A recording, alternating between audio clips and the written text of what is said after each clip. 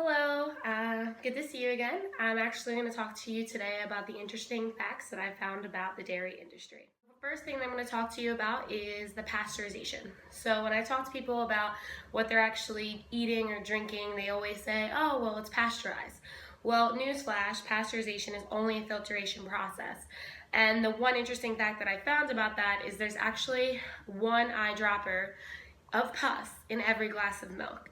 So that's what the FDA actually allows to go into it.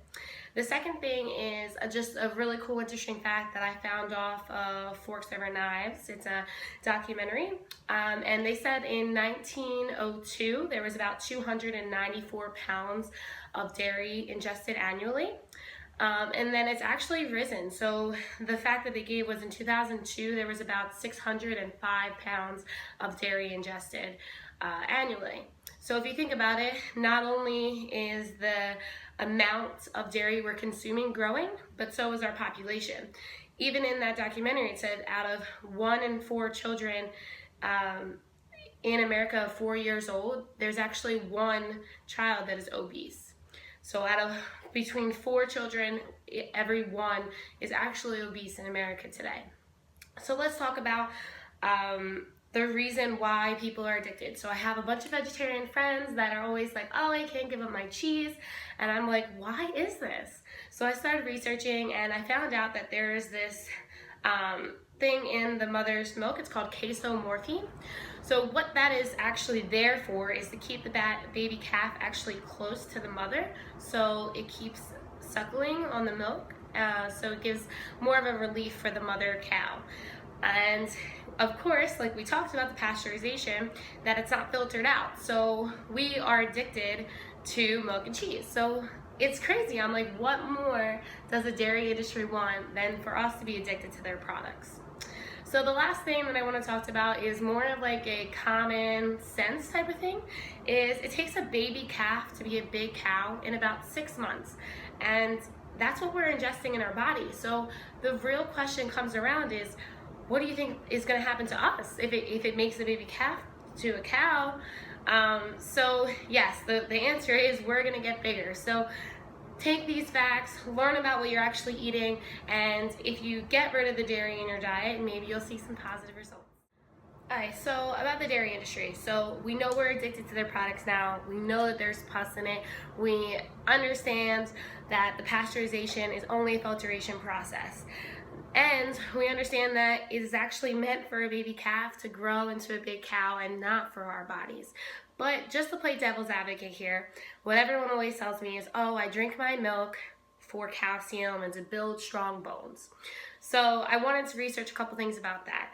So it kind of brings me to question why we have so many commercials like Actonel, Boniva, and all these other commercials that are calcium ads. So if we're drinking our milk to get this calcium, the question is then, why do we need all these calcium supplements? Why do we need every vitamin store on the side of the corners? I can't even tell you how many vitamin stores there are to give you the extra calcium. It's crazy. So just take a couple of these interesting facts that I found about the dairy industry and you make your decision. I'm not one to tell you what to do, but I'm just going to present the facts and let you make that decision. So if those facts didn't hit it home for you, definitely check out this video. I'm going to put it at the end for you, and it's on GaryTV.com. He's an animal activist and a motivational speaker, which I absolutely adore.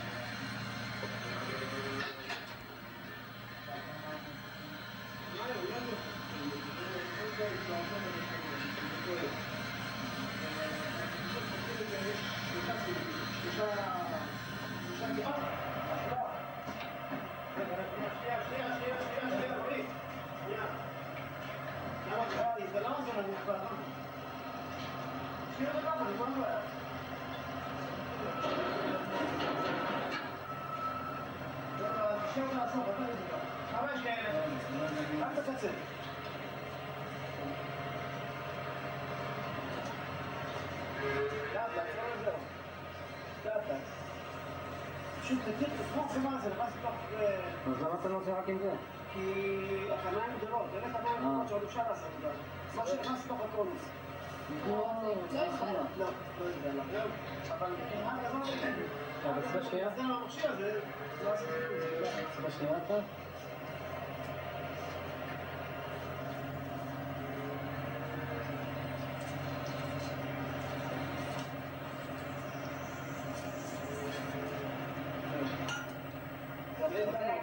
זהו, היה אחר. כדי להגיד לי שהם.